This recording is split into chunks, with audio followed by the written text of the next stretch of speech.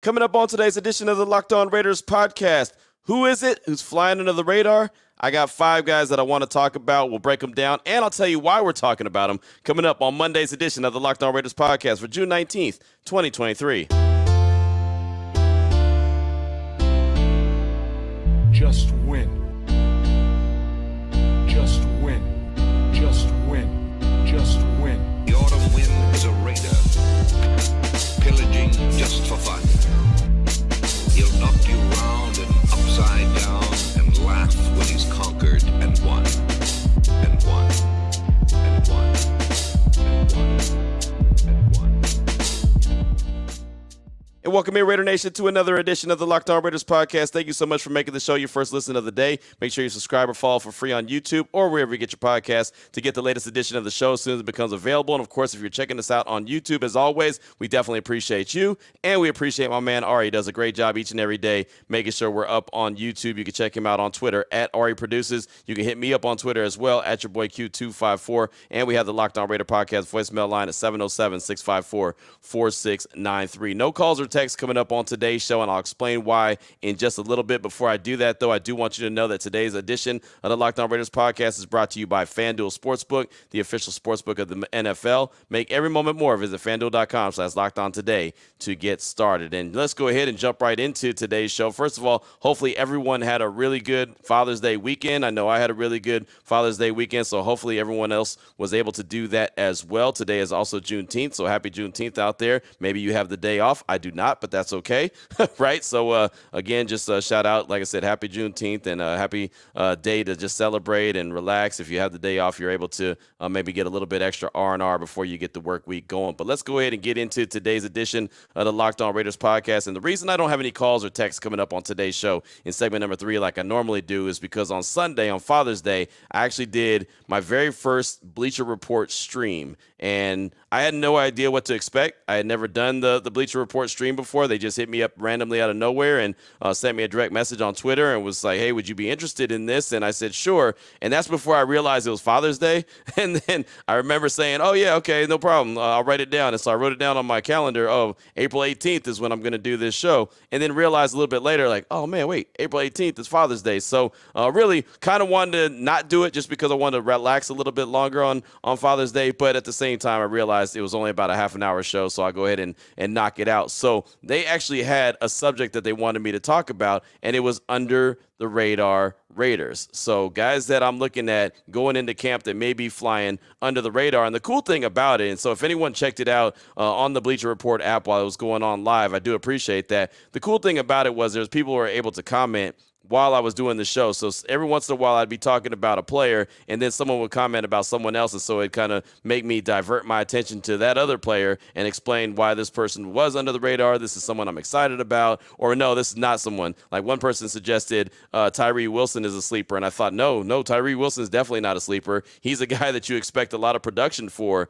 or from his rookie year, right? And that's one of the big questions I have going into this season is how much production will you see from Tyree Wilson? But there's no way that he's a sleeper. He's a first-round pick. He's number 7 overall. He's a guy that is expected to end up being a really good player. But that was the subject, under the radar players, and so they asked me for 4 or 5 different guys. And so I was looking and going over the roster and thinking about it. I spent a lot of the time on Sunday really thinking about it and realized I came up with my 5, right? I have 4 on the defensive side of the ball and 1 offensively. And again, the one offensively is only because I think the offense is going to be really good, and I think that everyone really has a pretty good idea of what to expect as long as Jimmy G is healthy. And we'll get to that. Matter of fact, I'll do the offense coming up in segment number 3, but I'll do the defensive guys in segment number 1 and 2. So let's go ahead and jump right into it. And the first 2 guys were kind of like a package deal as far as I was concerned, and that was Matthew Butler and Neil Farrell Jr., right? And Butler was a 5th-round pick. Farrell Jr. was a 4th-round pick from a year ago, and they didn't get much production at all. Farrell Jr. coming out of LSU, again, a 4th-round pick, played in 6 games, had 3 tackles and 1.5 stuffs. And that was it. That was it for his production in 2022. So obviously that's not a lot of return on investment as a guy that was drafted by Dave Ziegler, a guy that was thrown into the mix of Patrick Graham's defense, but didn't pick it up very quickly and didn't go in there and produce anything. And again, only played in 6 games in 2022. And so I thought that he is flying under the radar. And of course, you could chime in at any point of the show at 707-654-4693. You can let me know who you think's flying under the radar. You can let me know if you agree or disagree with the guys that I bring up. But nobody's really talking about Matthew Butler. No one's really talking about Neil Farrell Jr. Butler didn't do much either. 5th-round pick in 2022 out of Tennessee. He only played in 5 games, 5 total tackles, and a half sack. Right, and that's it. So between the two guys, not a whole lot of production. But again, that was a little bit by design. They just didn't get into the game at all. So everyone's talking about Tyree Wilson. I've been talking a lot about Byron Young, the 3rd-round pick out of Alabama, defensive tackle. Folks are talking about guys that were signed as free agents, right? And then you look at guys like Jerry Tillery who are returning, Bilal Nichols who was signed as a free agent a year ago by Dave Ziegler. So everyone's kind of talking about the defensive line, the defensive tackles that have been brought in this year, but no one's really talking about the guys from last year that were drafted that you're expecting some kind of production. They've got to be able to produce something, and we've talked about it here on the podcast multiple times. I've asked Dave Ziegler about those 2 guys. I've asked Josh McDaniels about those 2 guys. And the one thing that they keep saying is that they're excited about the opportunity for them to go out and compete during training camp because they did spend the whole offseason at the training facility. They did spend the all offseason, instead of going back home, they stayed in the weight room, worked on their body, worked on their craft, and now they have an opportunity to really grow in this Patrick Graham-led defense. It's the 2nd year now, so they kind of know what to expect. They're not wide-eyed rookies where they're kind of looking and overwhelmed a little bit because it's the NFL. Now they somewhat know what to expect. So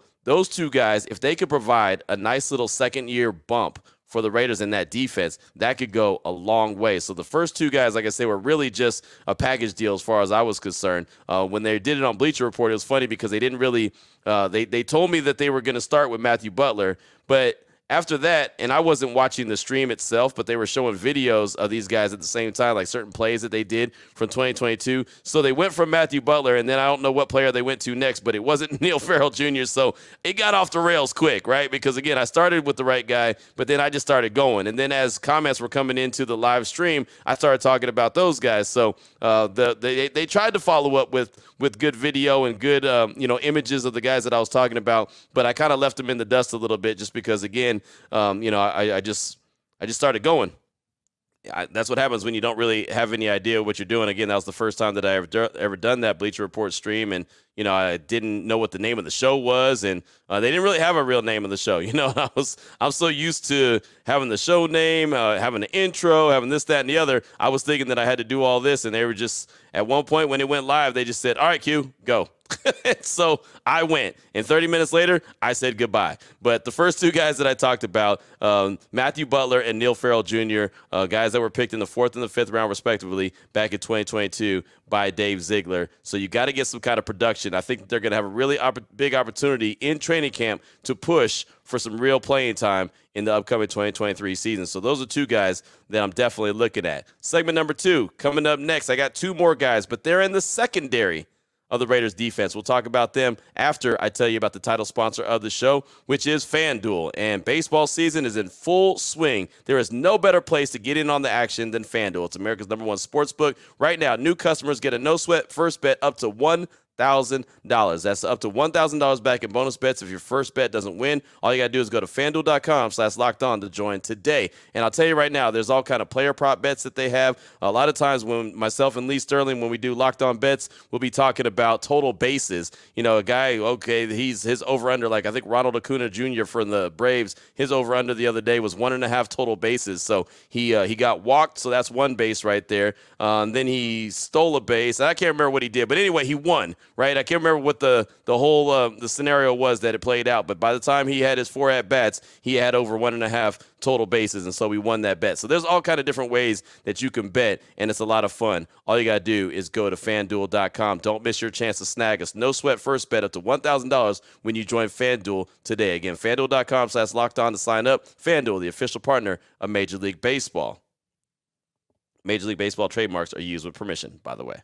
All right, Raider Nation, here we go. Segment number 2 of today's Locked On Raiders podcast is I talk about under the radar Raiders. And again, this is all because of the Bleacher Report show that I did on Father's Day, about 30 minutes long, 30 minutes strong. And that was the subject that they had for me. They just said, Q, we need 4 or 5 guys that you feel like are flying under the radar that people may be talking about by the time training camp is over, heading into the regular season. So in segment number 1, I broke down Matthew Butler and Neil Farrell Jr., guys that didn't get much burn in their first year with the team, hoping that they're able to go into training camp and really kind of carve out a little bit of a role for themselves and get some production and really show why Dave Ziegler drafted them in the 4th and the 5th round. But I had a couple more guys that I wanted to talk about on the defensive side of the ball, and they were in the secondary. And the first one is safety Marcus Epps. He was one of the first free agents that the Raiders signed from Philadelphia. He had 70 total tackles with the Eagles and played the most snaps for the Eagles defense, period. Now, they went all the way to the Super Bowl. Of course, they didn't win it, didn't finish how they wanted it to finish, as Kansas City won the Super Bowl. But Marcus Epps really grew up a lot in 2022. And so Dave Ziegler, as he told myself, JT, and Eric Allen on the Raider Roundtable, he's looking at a guy like Marcus Epps to really be a leader and show what he's able to do. And the good thing about Marcus Epps, what I really like about him, not only does he have ball production, which is obviously something very important to me that I think that the Raiders need to get back to, is getting that ball production, but he's also a guy that goes up and he'll make a tackle. Again, 70 total tackles in 2022 with the Eagles. He'll play up by the line of scrimmage. He'll play deep safety. He'll be all over the field. And I really hope that he could be the answer to that big hole that is always in the Raiders defense between the safeties or between the linebackers and the safeties. There's always that big hole where it's 3rd and long. All of a sudden, a Travis Kelce goes right over the middle, right to that little spot, and it's actually a big spot, and boom, picks up 15, 16 yards, first down, right? I'm hoping that Marcus Epps can help alleviate that just a little bit. So that's one guy that I'm definitely looking at, and I don't think that too many people are talking about him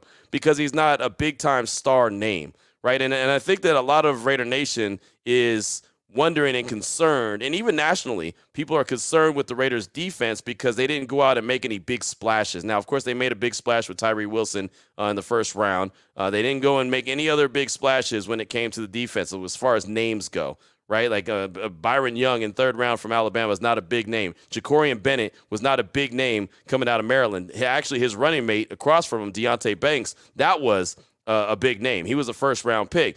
Jacorian Bennett, who, by the way, has his contract signed by now. He signed his contract on Friday. So Raiders' whole draft class is now signed, sealed, and delivered. So Jacorian Bennett is a guy that I'm excited about, but I don't think he's flying under the radar, right? He's a guy that I think a lot of people want to see what he's able to do, want to see if he's able to get into the mix as a corner early. Like, can he start the season as a corner, or is he a guy that they're going to try to make sure that he's comfortable before they throw him right into the fire? So I don't think he's flying under the radar. But Marcus Epps, I definitely believe, is flying under the radar, and not enough people are actually talking about what he brings to the table. And he even told us at that Raider Roundtable that, you know, when I started studying film, or when I started doing film study when I was, younger in my career, I was just watching film, but I didn't really know what I was looking at.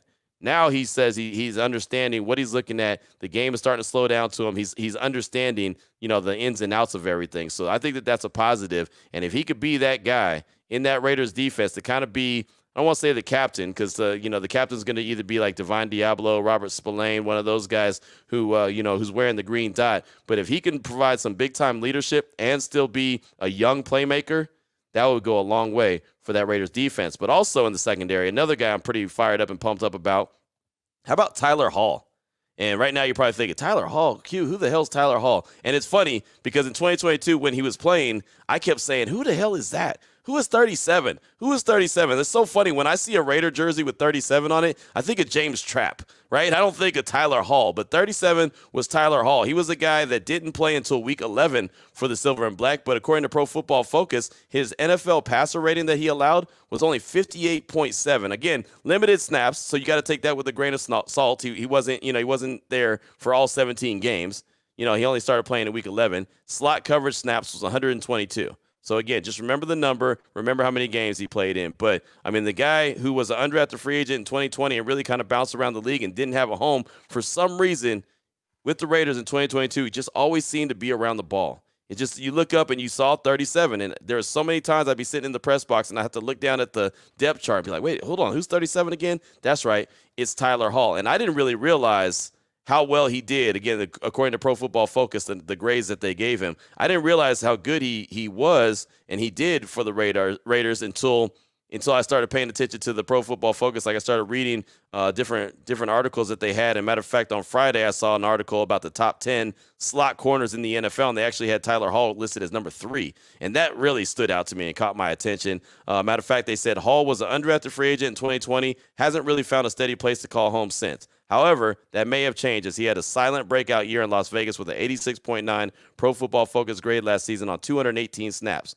Didn't appear in a game until week 11, but his snap count picked up steam from that point forward. He performed phenomenally against San Francisco in week 17. He was targeted twice and broke up both passes. That led him to a career-high 90.4 coverage grade, which is elite. On the season, Hall allowed under 50 yards in coverage while breaking up 4 passes and not giving up a single touchdown. The Raiders may have found their new slot corner as Nate Hobbs transitions to the outside. So a couple things there that I really like. Obviously, he had some good production, limited amount of snaps. 218 total snaps, 122 were in the slot. But if he can find comfort and be at home in the slot, and Nate Hobbs is able to kick outside. And I know there's some that say, well, maybe Nate should go back to the slot because he was really good there his rookie year. It seems like the Raiders really want him to be on the outside. So if they do, and maybe this is a camp battle as well, but if they do want Nate on the outside and Tyler Hall, an undrafted free agent, is able to man the slot, and then you have Nate Hobbs on the outside, and you have Marcus Epps in the secondary, now all of a sudden you have a nice young secondary that has an opportunity to make some noise. Right, and especially if Nate Hobbs is able to get fully healthy, be back to the guy he was his rookie year. I will say this, he cut his hair. And you're probably thinking, okay, what does that mean? It probably doesn't mean anything, but I just know for me, and the only thing I could ever do is bring my own personal experiences to the show. It's so funny. I used to, maybe it's just kind of superstitious or whatever, but it would always be to a certain point. Like I would start to let my hair grow, and then all of a sudden I feel like I would lose focus. And so then I would have to go and get my hair cut. And once I got my hair cut, I felt like, okay, now I'm focused. Or every time that I went and got my hair cut, I knew it was more important, right? I just felt like I was a different dude. So when I saw him at a mandatory minicamp and his hair was cut, I was like, oh, okay. Maybe he's getting refocused. Maybe he realizes how big this year 3 is, especially after having an injury-prone season that he did in his second year. And it could mean absolutely nothing. Nate could have just got tired of his hair, right? It could be as simple as that. Or it could mean something. Even when I played basketball, almost before every game I would cut my hair because it was something about like I have to go cut my hair before I go and play in this game. Again, maybe I'm just a weirdo, right? I've been called worse, so I'll take that. But it's just something, when I saw that, it stood out to me for that exact reason. So maybe Nate is able to be that guy. But if Tyler's in the slot, Nate's on one side on that, and then you have Jacorian Bennett, who could potentially be on the outside as well. Who knows when he's going to get in the mix? Of course, there's been conversations about Marcus Peters being added to the mix as well, and that hasn't happened yet. But excited about Tyler Hall and what he can do. He's a guy, 37. He's a guy that I'll be paying attention to a lot in training camp once it comes up in about 6 weeks from now. So that's all I got for you for segment number 2 of today's Locked On Raiders podcast. We're talking all things under the radar Raiders. So that's 4 guys right there I've talked about. Coming up in segment number 3, 1 guy on offense, and then we'll wrap it up here on today's edition of the Locked On Raiders podcast. Here we go, Raider Nation. Segment number 3 of today's Locked On Raiders podcast, doing all things under the radar Raiders, and doing it because of the show that I did for Bleacher Report on Sunday on Father's Day, and that was the subject that they had. And they said that they'll probably have me come back and do a few more shows, and that's cool. Again, it was an experience. It was a new experience. It's always fun to be able to,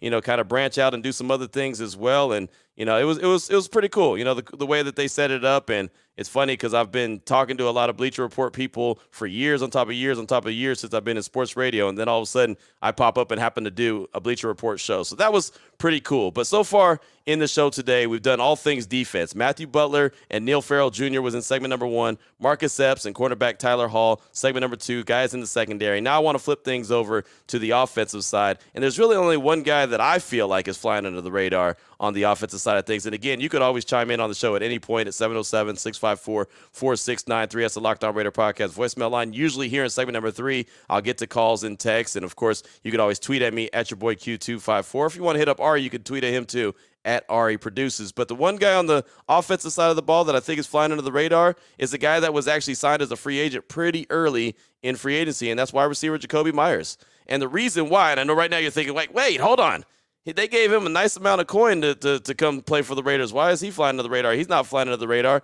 And no, I think he is, and this is why. He's always been the Patriots' number one wide receiver, right? For the last few years, he's been that guy. Last season, 67 catches, 804 yards, 6 touchdowns. The year before that, 83 catches, 866 yards, 2 TDs. That was in 2021. So that's a lot of production. And who is he playing across from? Like, who are the wide receivers he's playing across from? Tyquan Thornton? Okay. Right? I mean, that's one guy. Nelson Aguilar? Okay, that's one guy, right? But they're not really big-time wide receivers. He's now playing across from Devontae Bleepin Adams, right? He's playing across from a dude who had 1,500 yards, 100 catches, and 14 touchdowns his first year with the Silver and Black. So he's playing with a bona fide superstar. So you tell me who's going to get the most attention from opposing defenses? 17. You tell me who's going to get the double team action from opposing defenses? 17. You tell me who's going to have an opportunity to thrive and just get open and be that playmaker? It's going to be Jakobi Meyers, right? The Raiders didn't even really have a number 2 wide receiver in 2022. Think about that. Who was their number 2 wide receiver?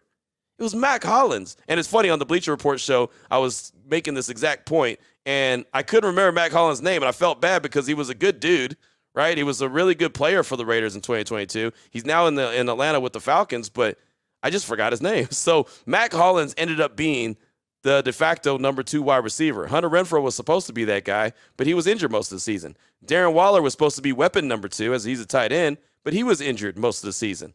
So by, process of elimination, and there was nobody else in the building, it was basically Mack Hollins. Mack Hollins had over 50-something catches and was able to provide some good action, some good touchdowns. And, I mean, he ended up being a guy that Derek Carr threw the ball to early and often, right? He got very familiar and comfortable throwing the ball to Mack Hollins.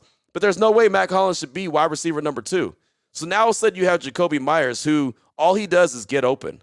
And he runs really good routes. He's not the fastest dude, but he gets open, he makes himself available. When we did that Raider Roundtable, Eric Allen, it was funny. Eric Allen and him were going back and forth. And if you haven't heard it, definitely go check it out. They were going back and forth, and Eric's like, okay, I'm a DB. You're a wide receiver. How are you going to get open? How do you get open on me? And he said, I just get open. And so him and Eric kind of went back and forth. He's like, okay, so I study film. You study film. How are you going to get open? How are you going to beat me? And he's like, I just get open. I just get open. And that's what he does. Everyone I've talked to from New England that covers the Patriots, that's all they say about him. He just finds a way to get open. He's not the fastest dude. He's not the most athletic dude. He's just a guy who's going to make himself available, get the ball, and then get the yak yards afterwards, yards after the catch. So that's a really good compliment to Davante Adams. And then you think that, okay, Hunter Renfrow, healthy, hopefully he's healthy, then all of a sudden he's able to contribute in a major way. Michael Mayer, the rookie tight end out of Notre Dame, I'm expecting him to be a big-time factor in the red zone, but he's still a rookie, so there's going to be some growing pains. But just right there, you look at the pass catchers, Davante, Jakobi, Hunter, Mayer, right? Just those guys alone. That's a really good little cast of characters. Like, I mean, I don't even know how to word it, but that's a nice little foursome, I guess, when it comes to pass catchers. Then, of course, Josh Jacobs. He can obviously run the ball, but he can catch the ball in the backfield as well. So there's a lot of things to like about the Raiders and their offensive weapons. Obviously, it all depends on Jimmy G being healthy and staying healthy, because if he's not healthy, and this is one of the questions that was asked actually during the live stream, someone chatted and said, okay, if Jimmy G's not healthy, then do you go after Carson Wentz? And I said, hell no. Hell no, you don't go after Carson Wentz. You already know who Carson Wentz is. What do you want? What do you want from Carson Wentz? No, thank you. If Jimmy G goes down at any point, and it would be foolish to think that he's not, because he just hasn't gone a whole season without getting injured outside of 1 year. So I'm assuming that he's going to miss time. I mean, you roll with Brian Hoyer, and then you roll with Aiden O'Connell if it's an extended period of time, and you see what you have. And I think that's the best approach. I don't think there's any reason to go outside of the building and go get a Carson Wentz or anybody else that's left, right? I mean, you can go get a Teddy Bridgewater, or you can go get, insert whatever guy is out there available. But is that really someone that you want in the building? No. I mean, you roll with Brian Hoyer for a couple games if you have to, and if it's longer than that, you hope that Aiden O'Connell's ready, and if he's not, well, you throw him in the fire and see what he's got. And you see maybe he does have the potential to end up being a franchise quarterback, or maybe he doesn't. But at least you'll find out. Again, ideally, Ideally, you don't find out about Aiden O'Connell in 2023. Ideally, you don't see from Brian Hoyer in 2023. You see a lot of Jimmy G, and you see a lot of Jimmy G thrown to Devontae. You see a lot of Jimmy G thrown to Jakobi Meyers. I think Jakobi has an opportunity to have a really good season just because, I mean, the pressure is going to be off. And it's not that he doesn't like the pressure. Don't get me wrong. But it's just when you have Devontae Adams, you know you're not the number one guy that people are going to go look at. They're not the defenders or defensive coordinators aren't going to stay up at night and say, yeah, that Jakobi Meyers is the one that I got to watch out for. No, they're worried about 17. They're worried about 17. They're worried about 8 as Josh Jacobs has changed his number to 8 instead of 28. So those are the guys that they're going to be worried about offensively. Jakobi Meyers, of course, they'll pay attention to him, but he's not going to get near the attention that he got when he was in New England. And it's funny because during the Bleacher Report show that I did, of course, it was brought up about his pass that he had at Allegiant Stadium when he threw it and Chandler Jones went up and made the catch and then took it to the house and walked it off for the Raiders. And, so that was brought up as well. And, I got to give Jakobi Meyers a lot of credit when he was introduced after signing his free agent deal with the Silver and Black. It was about 6 or 7 minutes into his presser, and somebody finally asked him about that, and he was like, I'm waiting. I've been waiting for someone to ask me about that. Thank you. Thank you very much. So I can get this out the way right now, talk about it. It was a huge mistake, something that I couldn't believe that I did. I know a lot better than that. He felt terrible in the locker room. His teammates were there and had his back, obviously, but something that he definitely learned from. But he's a good sport. Matter of fact, I even did an ESPN show, ESPN Radio on Saturday, and I was talking to, I believe it was Nicole Yang. Yeah, it was Nicole Yang who covers the Patriots as well, and I did ask her, the final question I asked her was about Jakobi Meyers, and she was like, you're going to love him. Not only is he just a hell of a player, but he's a hell of a dude. So you're going to really enjoy, just watching him and watching the way he works. And the thing about him, just like I said at the top, he's a guy that just finds a way to get open. So that's the other guy that I feel like no one's really talking about or really knows how good of a signing that was. I think that was a really good, I kind of want to say sneaky good signing because, again, nobody's really talking about it, but he was the best wide receiver out there available in free agency, and he came and signed with the Raiders, and he obviously has familiarity with Josh McDaniels, so he knows what the system could do. He knows what the offense could really look like and how good it could be. And in his words, not mine, the Josh McDaniels gives you the answers to the test, and he didn't take the answers to the test his rookie year. So he basically sat most of his rookie year, but then he realized that, hey, the way he's coaching me hard, he's coaching me up, but he's going to make me a much better player, and that's why he chose to sign with the Silver and Black. So, for everyone that's thinking Josh McDaniels runs all these players off, look, Jakobi Meyers is the guy that decided he wanted to play under Coach McDaniels. Jimmy G is a guy who wanted to play under Coach McDaniels. Of course, I'm bringing up these guys that have been with him before, so they had the option. They know who he is. They know what he's about, and they still chose to sign with the Silver and Black because they wanted to play in his system. So there's that. So Jakobi Meyers was my last guy that I put as far as flying under the radar, and that's kind of how the show went. And it was a lot of fun. Again, it was on Bleacher Report. It was a live stream, and there was a live chat going on at the same time, and people were hitting up comments, and some of them I saw, some of them I didn't, but for the most part, I thought it went really well. So maybe you have some guys that are flying under the radar. Let me know about it, 707-654-4693. Tomorrow will start my first day of vacation, so I plan on having tomorrow's show, and then after that for Wednesday, Thursday, Friday, then Monday and Tuesday of next week, I plan on having just best of shows where I bring you a lot of really good interviews that I had over the course of the year on Raider Nation Radio 920 or the Raider Roundtable or whatever the case may be, or even here on the show. Like wherever I did these interviews, or maybe it was at the draft, different people that I talked to, I think I'm going to bring all those to the table over the course of the next few days as I'm on vacation, getting a little bit of R&R. Then, of course, once I get back from vacation, it's full throttle.